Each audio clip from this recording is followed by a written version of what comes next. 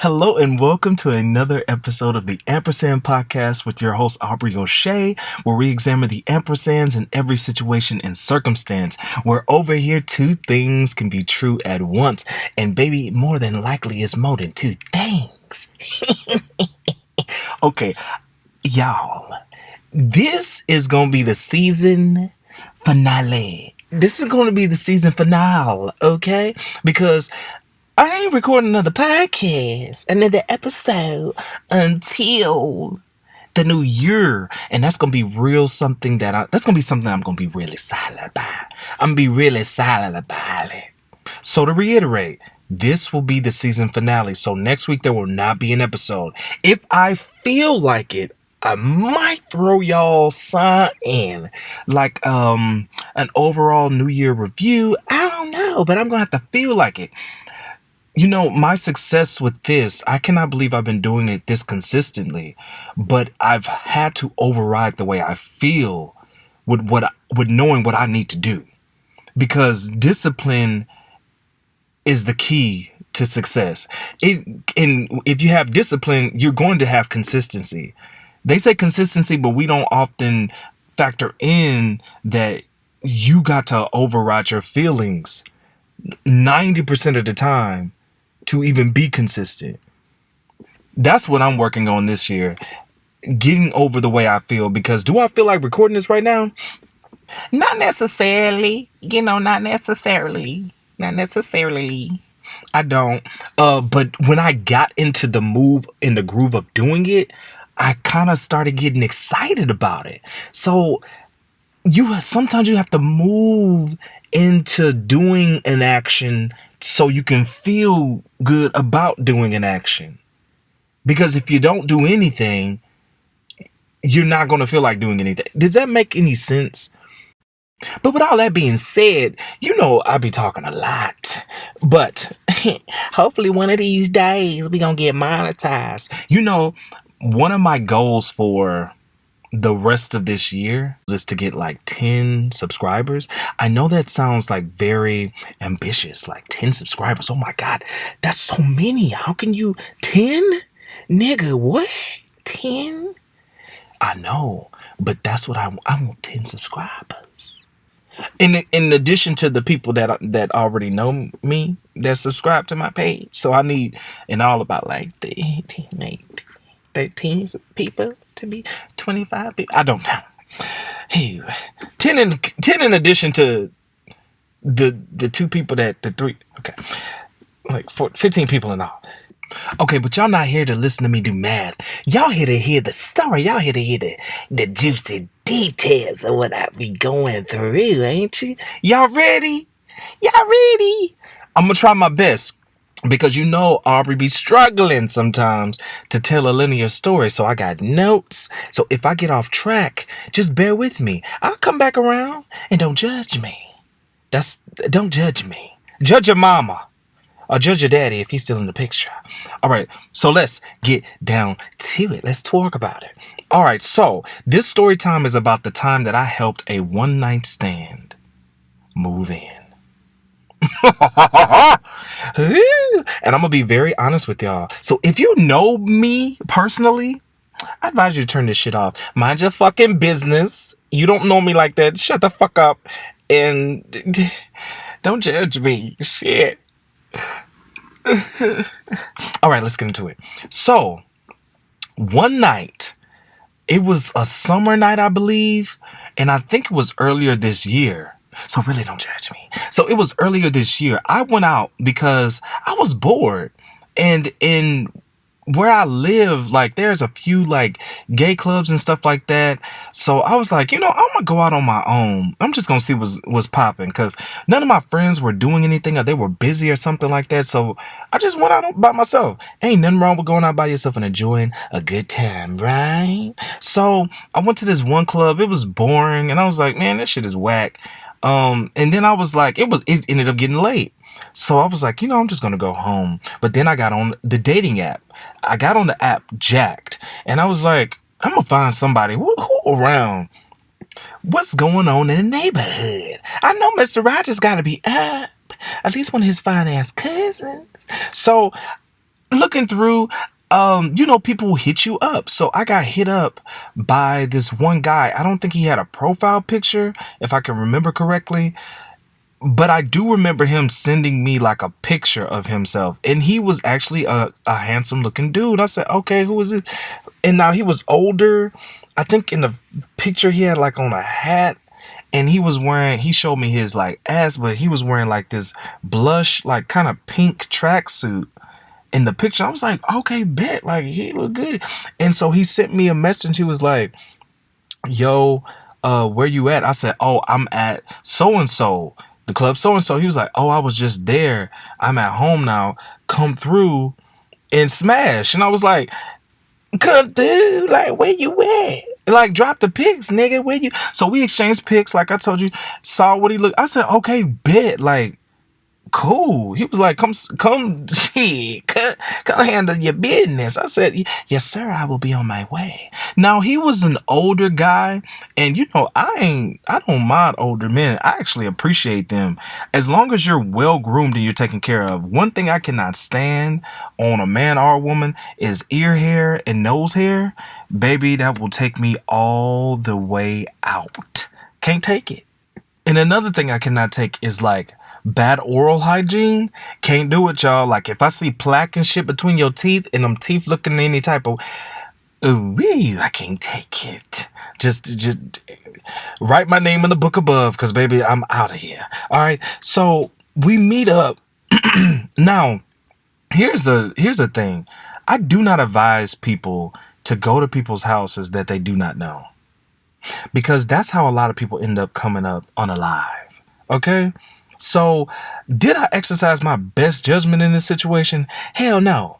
But I was horny, baby. I want that back. All right, so, yeah. So, he was 5 minutes away from where I was. So, I was like, yo, I'll come up in there. I will come meet you. So, I get to his apartment, and the apartment is nice, okay? It's a nice place. So, I'm like, okay, this ain't the hood. This ain't the ghetto.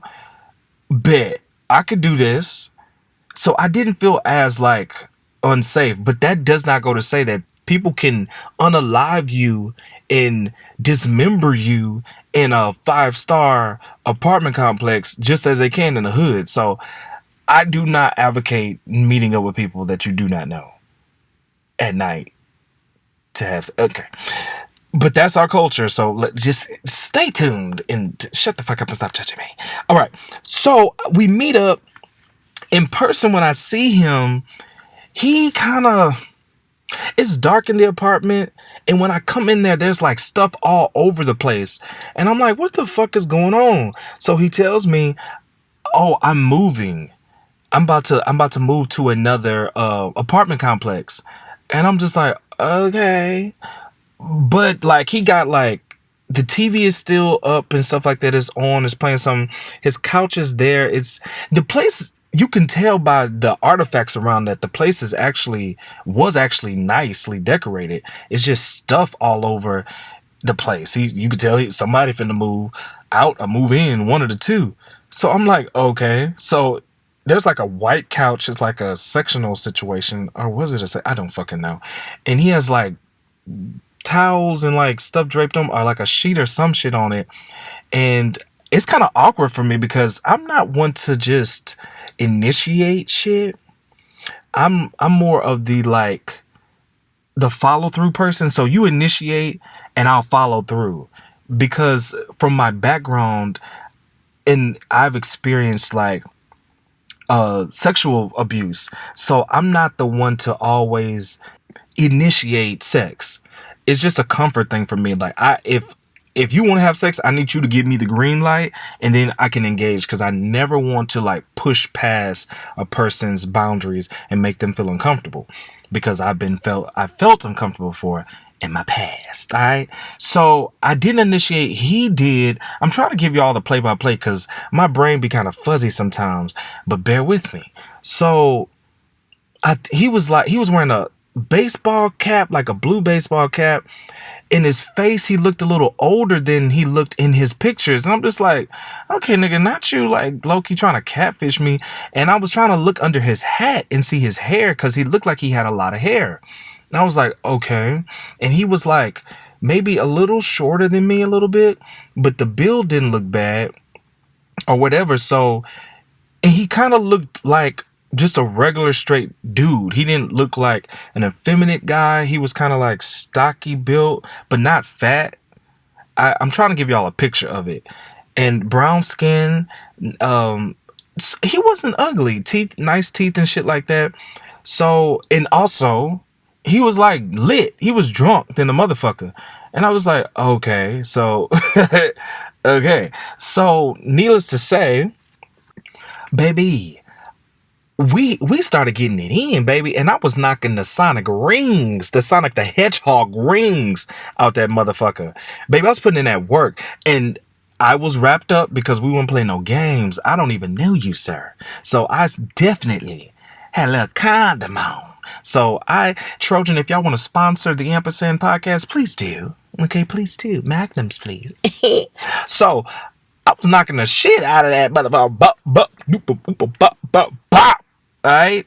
And all types of positions. And the dude, he was like naked. He had a nice body too. And he had a beautiful, beautiful dick. Like, it was nice, thick and everything. I was like, okay, hold up, wait a minute, wait. Like, I love a BDB, baby. For those of y'all that don't know, big dick bottom, like, I love it. Honey, slang it, baby. Give me a phone pole down there, baby, because I might need to make a call. And the thing is, I don't even take dick. Like, okay, there's another side story. I actually, like, try to use like a dildo, but I do not like it. Like, I'm like, what do y'all get out of getting fucked? Like, I do not understand that shit. I'm always an advocate for the expansion of my pleasure. And I'm just like, okay, this seems to be something that gives a lot of people pleasure. But I tried, and I'm just like, this ain't it. This is not it. I don't know what y'all get out of that, but more power to you. But baby, I just love a BDB. All right, so knocked the Sonic rings out of him. Got 100% score, baby. Scoreboard went on up. Boop, boop, boop, boop. But did I spend the night? I don't think I spent the night. But after that, he was like, "Can I get your number and stuff like that?" I was like, "Cool, bet. You sure can. That's cool. We can kick it another time." I was like, "Where are you moving to?" He was like, "I'm moving to." He named the city because I don't want y'all to know where I live. I live in Texas though. Just to let y'all know that. But he was like, I live in this part of Texas. I was like, okay, that's not too far from where I live. That's cool. That's what's up. And I was like, okay, whenever you move, just let me know and we can link up. And he was like, okay, well, I'm moving next week. I said, okay, bet. Let me know and we'll go from there. Cool. So the next week comes and I'm just doing my little own thing. And then I get a ping. And on my phone, it says, hey, how's it going? Would you be able to help me move this day because everything I have fell through. Everybody that was supposed to help me fell through, and I'm just doing this on my own and I need help. And I'm just like, you need help to move? This year I have found out about myself that I actually loathe helping people move. I hate helping people move from one place to a motherfucking another. And I swore to myself that I would never help another motherfucker move another day in my goddamn life, because before this situation, I had to help another friend move, and it was absolutely horrible. You go up all these damn steps. It be too hot outside, or it be too damn cold outside, and shit be heavy, and it never freaking ends. And then half the time, the people that help you move don't even give you a piece of bread to eat, or don't even give you no gas money. You be like, I never want to do this shit again. So my dumb ass is, you can pull on my heartstrings. If I know that you are by yourself or you are alone in something, I'm going to come and help you. It's it's a good quality, but it's also a quality that gets me into situations that I ultimately regret. And I'm with this new year, this new me coming out. If I don't want to do it, I ain't doing it. I ain't. So my stupid ass sits up there and says like, okay, I can help you or whatever. What day do you need me? He's like, oh, I need you this day. And I'm just like, okay, I'll come through. And I'm just like, damn. I really don't want to help this motherfucker move. But here's what he told me. He said that the U-Haul people came through and they moved most of my stuff, but then they charged me all of this extra shit. And now I have to have this issue with them and they didn't move everything. So I just have a little thing. I have a few things left to be moved. So if you could help me, I would really appreciate that. I'm like, okay. I don't mind doing that. I'll come and help you shit. And I'm thinking like, maybe after I help this nigga, maybe I get a little ass too. Something. So the day of me agreeing to help him move, he calls me and is like giving me this whole spiel about a U-Haul truck that he needs to get. And he's like basically asking me to like come get the U-Haul truck for him and bring it back and do it. And I'm just like, nigga, I can't do all of that. I'm not doing all of that. Are you fucking kidding me? And it's weird because we literally linked up one fucking time. Like, how you link up with somebody one time and have the audacity to ask them to help you move? Nigga, what? I know. What? It's just wild to me. And I was like, and then asking me to help you out with the U-Haul shit. I'm like, nigga, I don't even know you. I don't even really know your first name like that. Why are you expecting so much of me? And why is my dumb ass complying and acquiescing? I don't fucking, it was so fucking stupid. So I get there to his apartment complex and I'm like, okay, what are we doing? And baby, when I get there and I see him in the light of the day, it's giving something totally damn different, okay?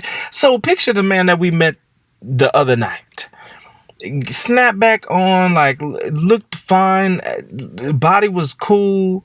Dick was pretty, like, all of this shit. And then I see you in the light of day. And why your grown ass got plaits in your head? Now, the hair was given Cherokee Indian. I ain't gonna hold you. The nigga looked... you knew the nigga had Indian in his blood, but God, plaits in his hair.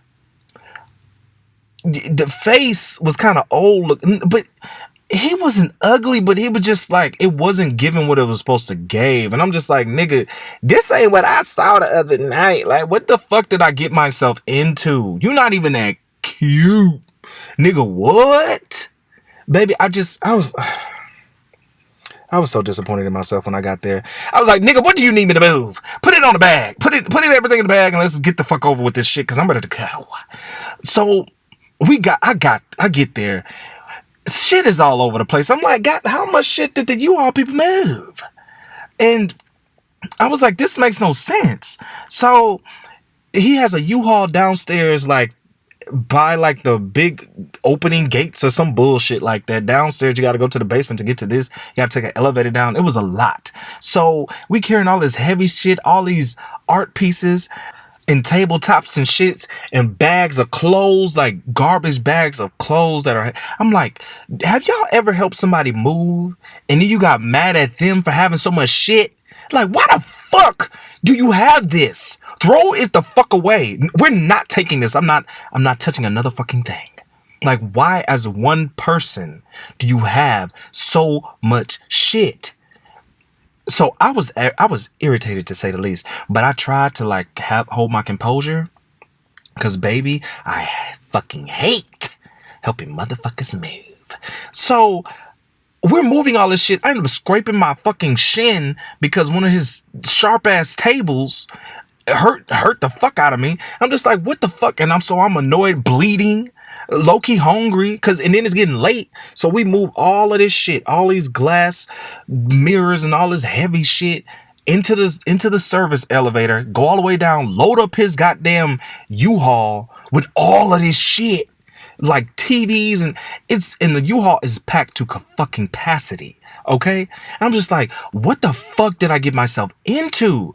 And I'm low-key hungry. This nigga ain't offered me a damn meatball sub from Subway. Ain't even offered me no ass. Ain't offered me no hey, baby, give me something for my time. Ain't offered me a little red ass cent.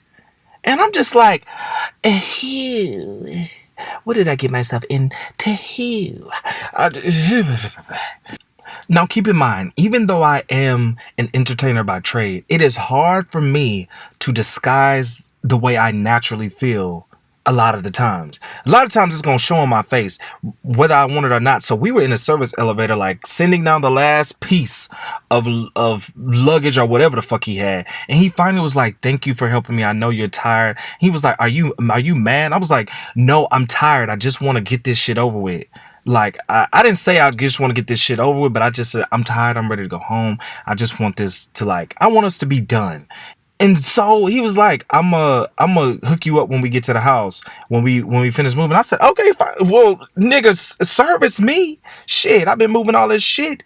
Baby, move a little bit of mine, okay? So I was like, okay, bet, whatever. I really wasn't even focused on that. I just wanted to get the fuck out of there, all right? So we finally put on the last piece. And then he's like, do you want to follow me to the place, to my new place? Or do you want to ride in a U-Haul with me? And I said, I'm going to follow you. Now, the reason why I said I'm going to follow you is because ain't no fucking way in hell I'm going to be trapped with you in this U-Haul and you got to bring me back to your house. No, nigga, I want to be free. Baby, after I drop off this piece, call me Speedy Gonzalez, because I'm finna be up the fucking road, bitch. Got to go. It was nice. I don't even want no ass. Just get the fuck out of my face. So he got a little attitude about it. I said, not you getting an attitude. Not you getting an attitude. I don't want to ride with you, nigga. Ride by yourself. So I trail him miles out the way. Now, he lives maybe like 30 minutes from me, but from where we were, he was like maybe a good 45. So you add the time I got to him, which was like maybe 45 minutes. Then you add the expense going out there to him about another 45 minutes. And then you add the expense of me having to leave this nigga and go back to my house, probably another 30. That's a lot of time taken out of your day on the road. I'm gonna get to that though. So I follow him. We get to his place finally. I'm like, where does nigga live? In the apartment. And so we get up there and we start unloading shit. And why does nigga live up 3 flights of stairs with no elevator? And I said, what? You mean to tell me this night ain't over yet? And it's getting later and later in the day. Thank God it was like around the summertime and it was not cold, because I cannot fucking... You want it to be cold and you want to be moving too? Hell nah. But it was not breezy, nice weather. It was still on the hot end of things because we live in Texas. So we finally get there and I'm like, okay, do you live on the first floor? The second? This nigga live on the 3rd floor. I'm just like, oh my God, you living on 3rd fucking floor. And then he tells me, oh, I'm gonna have a friend helping us move too because I have a roommate. And I'm just like, okay, at least we won't have to move all of this shit up in here by ourselves. So you know how apartments have like little storage areas sometimes, like on the 1st floor for your stuff, and he had that. So he opens the door to that because he was like, we can put some of the stuff in here so we won't have to move it all up the 3 flights. And I'm just like, okay, that saves us a lot of time. But why the fuck, when we open that door, there is a big ass sectional in that bitch in different pieces, and the closet is filled up to the fucking brim with shit. And he's like, oh, we're gonna have to move this stuff out of here to make more space, and we're gonna have to throw this couch in the dumpster. Bitch, we're gonna have to do what?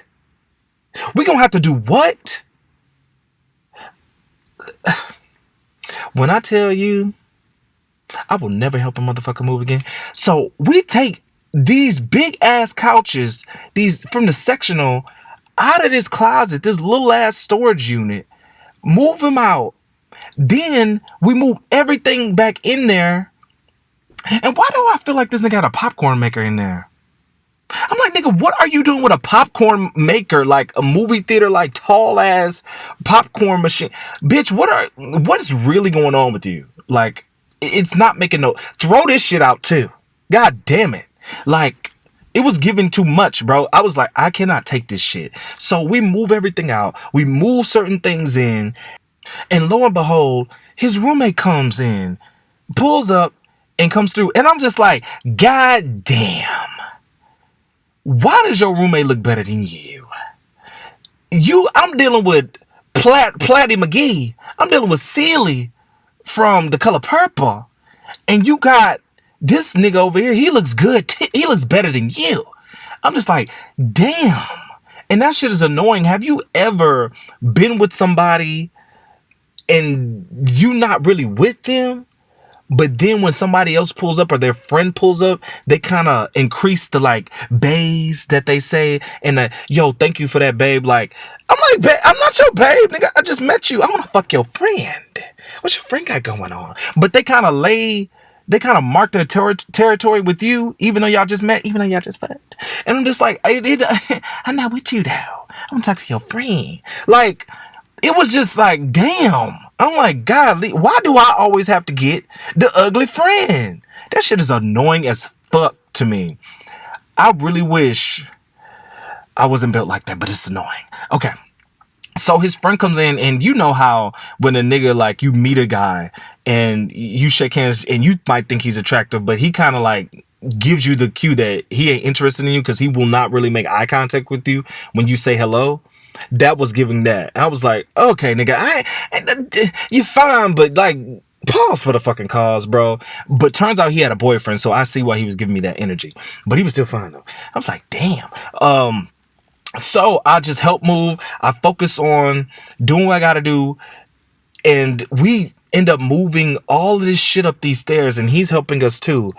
And when I was hungry and I was tired, and I get to move one of the last pieces is a television, and that television is not small. That bitch is big, and the way it was in that U-Haul, it was pressed up against a lot of shit. Now we had a cloth between something in that, but it was still pressed up around a lot of stuff. And I don't believe that I loaded that TV in. I feel like he did that. But regardless, he was still driving the U-Haul. We still double checked everything, and we were good to go. So I took the TV out of the U-Haul. I think we both did, and I brought it up the stairs. So he had a 2-bedroom apartment. It was new, and he was moving in with the roommate that I just told y'all about. So I didn't know which room was which, because I really wasn't paying attention. So I came in and I put the TV in like the first room down the hall. And I was going to go my other way, and the roommate was like, "Oh no, that's not my TV. That's his. This is my room." I said, "Oh, okay, my bad." I picked it up and I put it back. I put it in the room to the end of the hallway, the last door at the end of the hallway. Because that was his room. I was like, "Okay, cool," and I went along my merry way. So finishing up the last pieces, I'm coming up the stairs, and he's like, and the guy that I was with was like, "Yo, my TV is broken." And I'm just like, dang, like, how did it get broke? Like, that's crazy. He tried to plug it up, and you could see where it looked like somebody had pressed really hard into the TV, and it kind of messed it up. So when it came on, it looked like it was glitchy and all of that shit. And I was like, that's definitely from the way it was loaded in that truck. And he kind of said, like, yeah, you kind of messed up my TV. I was like, boy, I didn't mess that shit up. I didn't mess your TV up. If I did, I would have owned it, and I would just bought you another fucking television. Because back then I had a little cash in my pocket, so I didn't give a fuck. I do now, but I mean, no, let me stop lying. Okay, new year, new money. New year, new money. I got money. It's coming through. Okay. But back then I was like, bitch, I could buy you a little raggedy ass TV. How much it costs? Let me know. However, I'm not paying for nothing that I did not mess up, especially in this situation, especially because I low-key don't even know you. However, I was polite about the situation, but I still stood on the fact that I did not bruise your television. It was like that when I got it. Like, I didn't bump into anything. I didn't press hard into this television when I was carrying it up. I was had the hands on the bottom and on the top of this thing, and I was very careful. So it was not my fault. But he was like, oh, okay, then, well, I'll just have to get another one. I was like, okay, so we kept moving the little bits and chunks and stuff up like that. And then lastly, we had to take this fucking couch that I was telling y'all about, the big ass sectional situation, and throw it in the dumpster. And now we had to load this stuff back onto the U-Haul because I wasn't carrying that shit that far away to put in a damn dumpster.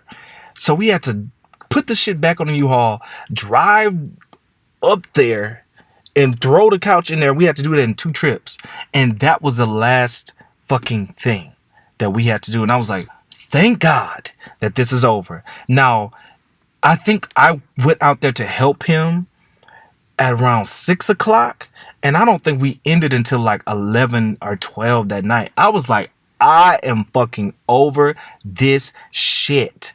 So after everything is moved in, I go to his back room, and his bed is not complete. Like, it needs to be assembled. And he asked me to help him do I said, I can't do anything else. I'm about to go home. Because at this point, I'm at my saturation point, and I'm annoyed as fuck. And I'm trying to keep my composure because I don't want to help do another motherfucking thing. Like, I don't understand people who move in everything, fix everything up, and have to have the house complete in one day. I am not like that. I don't give a fuck. Like, let's just go sit the fuck down somewhere. We'll get it. We'll get to it when we goddamn get to it. Like, so he wanted me to help him make his bed. He was like, you don't want to? No, I do not. So the thing is, I left, and I said, I'm out. And for some reason, I feel like I forgot something in his house. I did. I think I forgot my phone or something in his house, and I had to come back. And I think I ended up helping him construct his bed.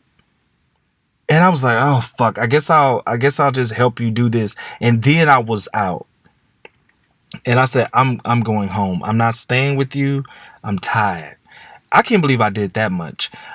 Do you think this man compensated me nicely for how I helped him that day? How much you think this man ended up giving me for helping him move? Yeah, no. None of that.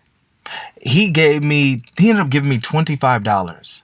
And I feel like I had to get my money in like a roundabout way, because I don't think this dude was like, if my memory fails me, y'all, with concerning this, because I feel like he said he would compensate me for my time, but I also don't feel like he said that. I feel like he felt like he was entitled to my time because he gave me some ass a couple days before. But it was a hookup. Like, are you fucking kidding me? Like, the fact that you feel like you have some sort of entitlement to somebody. When I tell you, it's the weirdest fucking thing.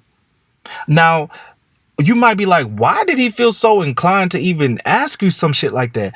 I really can't even honestly tell you. After our hookup, we kind of talked in between him asking me to help him move. And I'm a naturally like supportive person, an encouraging person. And I might have given him some words of encouragement. He was like, oh, this dude is cool. Like, we might have just chopped it up a little bit. But the thing is, I gave you no inclination to feel that comfortable to ask me to help you move, and then put that much on my plate when I did help you move. It's wild. Now, you might be like, you probably never saw him again, right? No, I did see him again. I said, baby, the ass was good the first time. Let me see what it's hitting about now. So we ended up linking up after that, like maybe, I think a couple times after that. And every time it was not good. I said, this shit is whack. So that was that. And I left, and I ended up forgetting a watch by his house that was gifted to me that I actually liked. Now, the watch didn't work. but it worked with my outfits. I just wore it. It's funny how a lot of people wear watches that are broken with outfits for some reason. It's funny. But it's true. So I wanted my fucking watch, but I forgot it. And I was like, after our last experience, I don't want to have sex with this man again, because I'm in the right now in my life. I want to have sex with people that where it's meaningful. I want to have sex with somebody and it's meaningful. I want to have sex with somebody that actually you love. Now, I just opened up a loophole for that, because if I love you, actually, we can fuck. It ain't got to be like a soulmate or nothing like that. But these randos that I do not give a fuck about, the sex is not good. If I care about you, and you might be somebody from my past, but I do care about you, we can get it popping. But it has to be some sort of interpersonal relationship there. And that was not him. Like, you know how sometimes you can have sex with somebody, but you really don't even like them as a person? That's kind of what it was with him. He was not somebody that I thought was funny or intelligent or, interesting to be around. He was just him. And that's not to say he's great for somebody. He wouldn't be great for somebody else. I just don't think he was for me. And basically, I did not know him. He was a one-night stand that turned into all these other days. I'm just like, why when people meet somebody, they elongate this relationship, this situationship, this encounter that was merely supposed to be a blip in time? I don't understand why people do that. I don't understand why people cleave onto people like that and want to be in these long relationships with folks that they literally just meet just because they had some good dick. Like, it makes no sense to me, because there's nothing else that can be built upon that foundation, because it's already weak. Now, it just might be me, but if I feel like a lot of gay people do this type of shit. Like, they fall in love with people or fall in infatuation with people very quickly because they find them attractive or they have good sex, and that's it. And I'm just like, that is not sustainable. Baby, lesbians will move in with you in 2 weeks and have your name on the deed the third week. It's crazy, man. And gay men will do the same fucking thing. And if you turn them off, they will move on to the next. Like, I low-key deal with that too sometimes, because if you are handsome and your body looks nice, I'll make a lot of concessions for things that normally would be deal breakers or normally would not grab my attention. Oftentimes, very attractive people, conventionally attractive people, they're not incentivized to be personality-driven people. Like, they are very boring, to say the least. Like, very cute ass people, especially men, they are some of the most vapid creatures that you will ever come across. No personality too much. Their face is their personality. And that is troublesome. Their body is their personality. That is so problematic. And that's why, like, I'm not really drawn to that. But sometimes if I meet somebody that I think is attractive and they think I'm attractive, I will acquiesce certain aspects of myself to be in concert with them, because it's a status symbol and they look good. But half the time the sex is whack too. The person, they be boring. They don't make me laugh. They're not entertaining. Nothing about them draws me in. And I just be, they're literally just something on a shelf. That's to place your ego on. And that's it. And I'm learning in my life that does not serve me. So let me get back to the story, because that was a tangent. I'm sorry, y'all. After the last time we hook up, I said, you know what, I'm cool on this dude. I ain't gonna never fuck with this nigga again. It's not that serious. It's not that deep. And when we would hang out, I would be like, where your TV at? But he never bought a new one. So he would be like, do you want to come over and watch so-and-so? I'm like, yeah, we could chill. We can watch something. And we'd be looking at it on his computer. And this nigga going to ask me, do you have Wi-Fi? Because I don't have it. Bitch, why did you ask me to come over here? To use my Wi-Fi so you can watch your show? Nigga, no. And you first of all, you too fucking old for these antics. Like, you are about to be 50, sir. Calm, and you still got these plaits in your fucking head. What the fuck is going on? I was just like, I can't take it. It's too much. So I was like, I ain't, fuck this nigga. I ain't seeing him no more. It is what it is. So he would text me every now and then. We would converse, whoop-de-doo, but I just would not go over there. And the parking was bad too. It was a fucking mess. So I just wouldn't go over there. So fast forward, I'm at this birthday party situation, and I get a text from him, and I haven't talked to him in a minute. And I'm like, oh, this is cool. How's it going, basically? And he's like, I'm moving again because he told me that he got a promotion, that he would not be working at his same place, and he's going to have to move again. I was like, okay, congratulations. Bitch, I ain't helping you, but congratulations. So he tells me that, I think he asked me to help him move again through text. And this time, I'm just like, no, I ain't gonna be able to do it. Get somebody else to do it. Get somebody else to do it. So I told him no.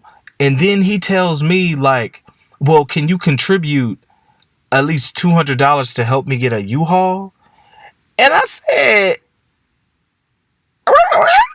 nigga, what?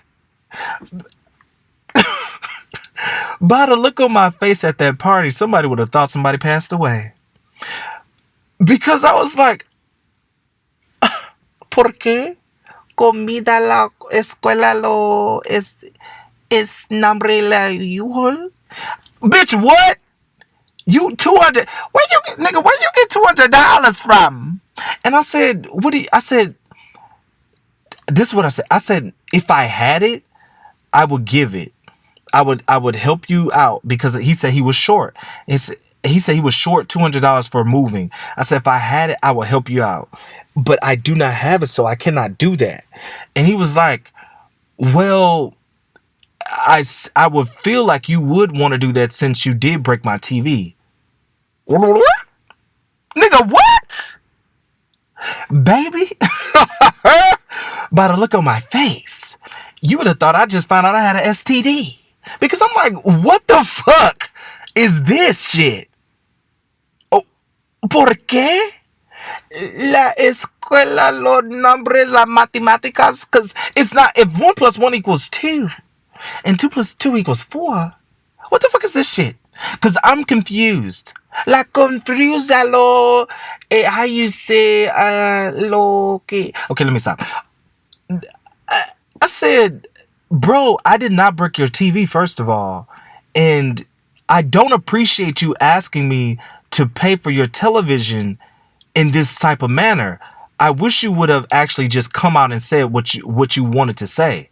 And now I remember I said that because he opened the conversation with, do you want your watch back? It's at my house. When are you going to come get your watch? Because I'm about to move.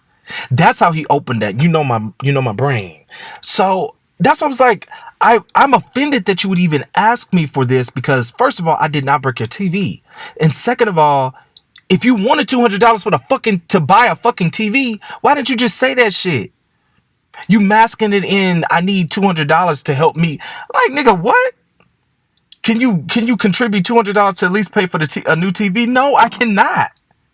Bitch, are you out of your mind? No. That's wild to me.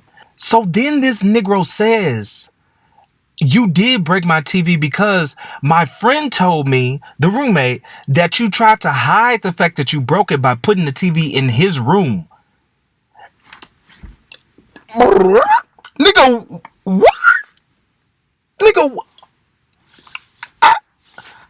you, what?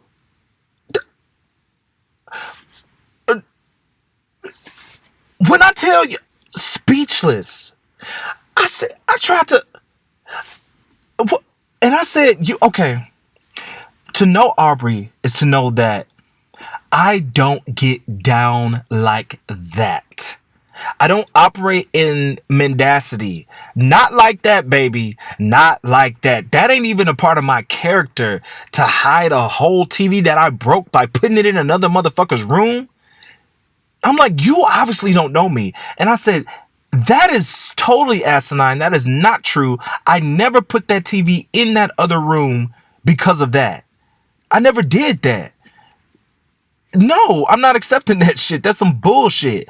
And I was like, I don't operate like that. And he was like, well, and then he tried to say I was just joking about the whole thing. It's not that serious. I was just kidding. Bitch, no, you were not. You really believe that I broke your TV, put your TV in somebody else's room when I have not even really been in your fucking new apartment? I don't know whose room is which. I put your TV in somebody else's room. Are you serious? Are you fucking serious? And when it comes to my mind, the TV was not the last thing I moved in. It was actually like the first thing I moved in. Y'all know my brain. It was like the first thing that I moved in because I did not know which room was which. Because I know how the U-Haul was loaded up. The TV was kind of like moved into this crevice to where it could fit. And I'm just like, I remember taking it out of there and bringing it. It had to be one of the first things because I had not established the rooms yet, which was which. So I think he hooked it up and tried to plug it in last. That's what gave me the impression that I moved it in last. So coming into this space, I didn't know what was going on. I didn't know whose room was who. And I sure wasn't trying to hide the fact that I broke a fucking TV because nobody knew it was broken until he turned the fucking thing on. A one night stand turned into this nigga asking me to help him move, which was a fucking nightmare. And then it turned into this nigga asking me for $200 fucking dollars to help him move the next time or donate to his TV fund. Bitch, get the fuck out of here. And I don't even want my fucking watch. I don't even have it no more. I miss it. But baby, it ain't worth it. It's just not fucking worth it. So the nigga gone, the watch gone, and the nigga's TV is broke still. I don't know. And I hope he probably got a new one now. I don't give a fuck. Figure it the fuck out. Like, never again. So that is my story time of helping a nigga, a one night stand, move in. That's crazy. I will never do that shit again. I don't care if you got 1 foot and 1 hand, baby. You better hop along and figure it out. Baby, call U-Haul. Baby, don't call me. Because I ain't going to be able to do it. Because I'm going to come up with any excuse in the book, baby. I got to take my dog to his chemo treatments. Baby, I got to take my bird out for a walk. I don't give a fuck. I ain't finna fucking do it. Because I ain't lifting a finger. And I ain't moving a thumb. I don't want to do it. Because it ain't no fun. Look, you got to be a special motherfucker for me to get out of my goddamn bed and go up this highway to help you move. You got to be special. You got to be special. What I will do is I'll contribute $50 to your movers. I'll give you $50 if I got it because I'm not coming. I ain't coming. I can't do it. So that is the story time. I hope y'all enjoyed that. I know it was kind of all over the place because my memory sometimes fails me and I don't remember everything linearly. And some things be all over the place. I think that's a product of experiencing trauma too as a child. Like, you don't remember everything. And I kind of wish I had that type of memorization for past events. I remember things in chunks, but I don't remember very specific details of many things. It's weird. Before I go, let's examine the ampersand in this situation. If I look at it, you can be a caring person and you can be somebody that does not give a fuck. Like, because I care about a person enough to be like, I will give you money to help you get movers, but I will not in turn be one of those people to help you move. I ain't doing it. Like, I care about you and also I ain't doing it. And also, okay, the ampersand that confuses me is, how the hell were we a one night stand and doing whole ass committed relationship shit at the same time? Because somebody can view you can be a one night stand and somebody can view you as a person that is a long-term friend or person in their life at the same time. Did that make sense to y'all? Let me repeat it. So you can be a one night stand in truth and reality, and to somebody else, perception, which is not always reality, their reality, but not the truth. To them, you can seem like somebody that can stand the test of time, somebody that actually can be a good friend to them. All one night stands are not jerks. They're not selfish people. Some one night stands are really upstanding people that just want to fuck and just want to nut. So when you come when you come across a person that's like that, but they happen to be a one night stand, that does not mean they are going to they should show up for you like that. Even though they're good people. Some one night stands, you should just leave the fuck alone.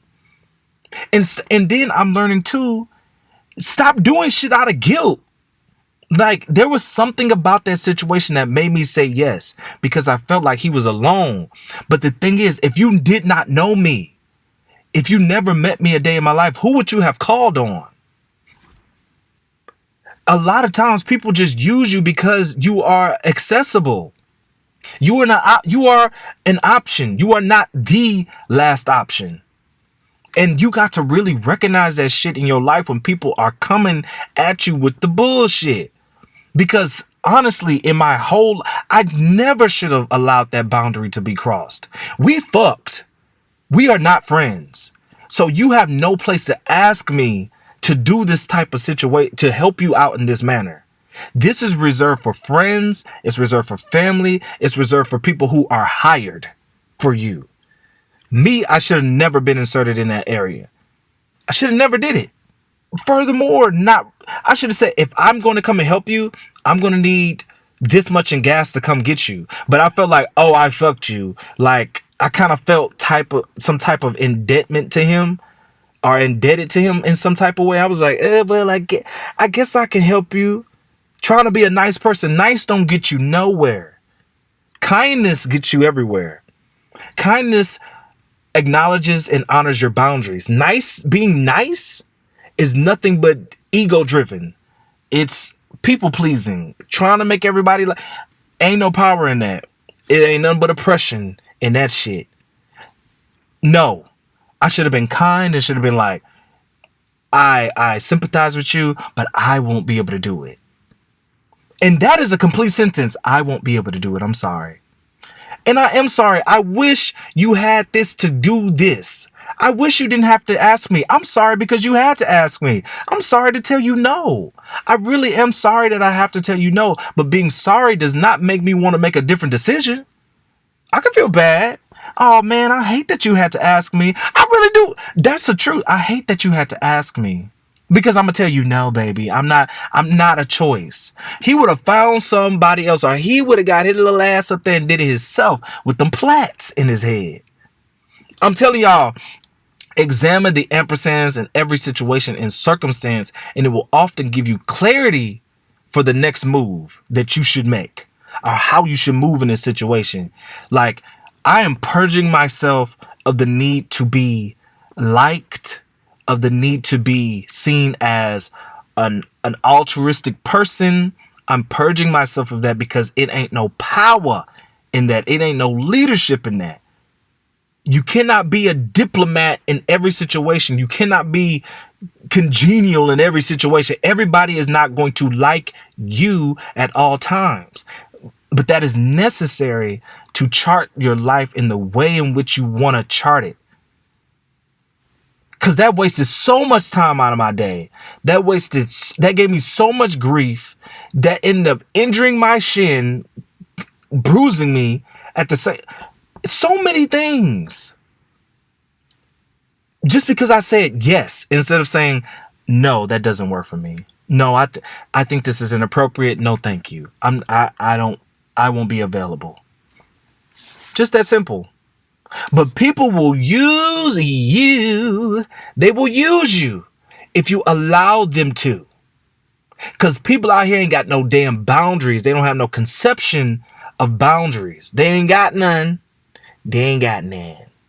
This story is really about saying no when you don't want to do something. There are sometimes you got to do stuff you don't want to do to get results that you want. But in those circumstances, you do the hard work. You discipline yourself. You say yes, and you keep it moving. But in situations where you do not have to insert yourself and you do not have to show up, fuck that shit. I don't care if you spent the night by their house, fucked them, and then made out with their mama. You still ain't got to do nothing that you don't want to do. I don't care. I don't care. You should not care either. It is okay for somebody to not like you. It is okay for you to say no to somebody. Never believe when somebody tells you that you're their last option. Never believe that. Because honestly, if you are their last option, God will put it on your heart to meet their need. Okay? Okay? Y'all hear me? What you hear me? God will put it on your heart to meet their need. Because when you have exhausted all your options, then you go to God in prayer. And God will work in the impossible to meet your need. So don't believe that shit. Don't believe it. You are one of the options. That's what that is. And they're going to use it. Otherwise, look, that's a different word for another day. But seriously, y'all, if it don't make sense, you don't have to engage. You don't have to do anything that you don't feel comfortable doing for somebody else that you don't even have a interpersonal relationship with. You just laid up with them, spent the night, had a little sex, baby. That's all. That's all you. You don't owe them nothing past that. Nothing. So just keep it moving. Okay. So this has been the Ampersand Podcast, where we examine the ampersands in every situation and circumstance.